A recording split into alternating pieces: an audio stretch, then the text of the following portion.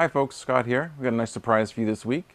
Scott Kelby was recently vacationing in Maine and we were able to hang with him for a while, do some shooting, and while we were with him he was kind enough to shoot a long exposure tutorial for us.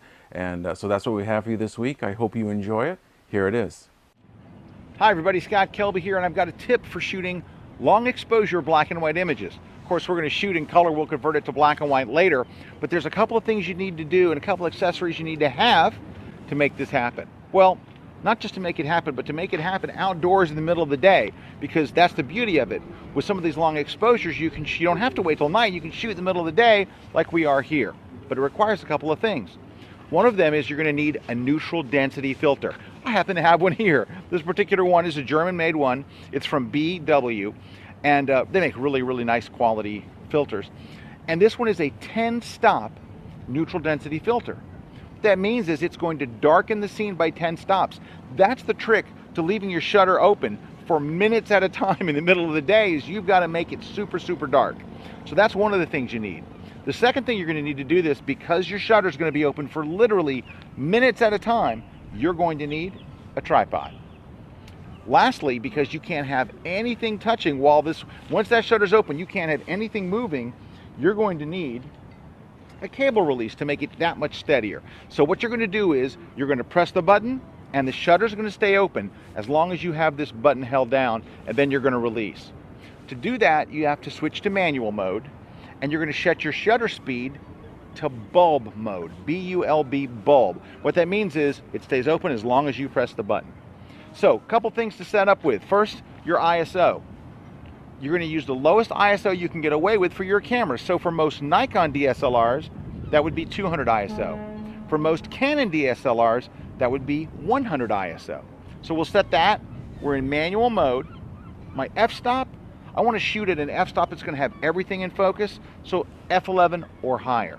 I'm on f11 today. Now, because this filter is so dark, you have to focus before you put the filter on. So let's go ahead and do that real quick. I'm going to kind of make sure my focus is set. Let me just move it right there. All right, my focus is locked in. I go and turn my focus from automatic to manual. Now the focus isn't going to move.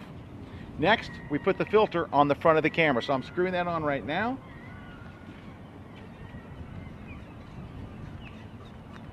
It's so dark there's no way you can even see through it at this point, because I just made it 10 stops darker. But here's the other thing. You're going to be open for minutes at a time. So what we're going to need to do is actually keep any extra light from coming in the viewfinder. From coming in the eyepiece from the viewfinder, you can pick up some ambient light. So if you have black gaffer's tape, put it over there before you shoot. In my case, there's actually a little door on this camera. I can actually close it, so now it's completely closed and no extra light's going to get in there. Alrighty, so now we're set. We're on our tripod, 200 ISO. We have this set to bulb mode, and you'll notice I've even taken off the camera strap because it's a little windy, and that's will be often the case when you're outside. I don't want the camera strap lightly touching this. You want to stay away from this stuff from the moment you hit this button.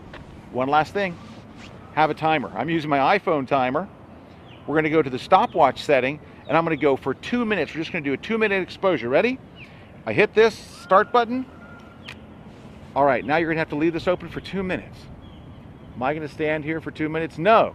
Through the magic of video editing and other stuff that I don't understand, this 2 minutes will go by incredibly quickly.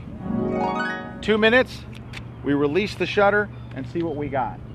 Well, there's the look we're looking for. We're looking for that silky movement. Now, a key to this is we're shooting in water, and that's a very, very popular place to shoot for this kind of look. That way, the poles in the water stay perfectly still. So you'll see this done with docks. You'll see this done with shipwrecks. You'll see this done with anything that's going to stay perfectly still while there's movement, while the water moves, and that's what creates it. Also, we kind of have a cloudless sky tonight, but sometimes if you have clouds in the sky will get that same silky look. Well, those are the tips and the techniques and the gear you need to have to be able to do long exposure black and white.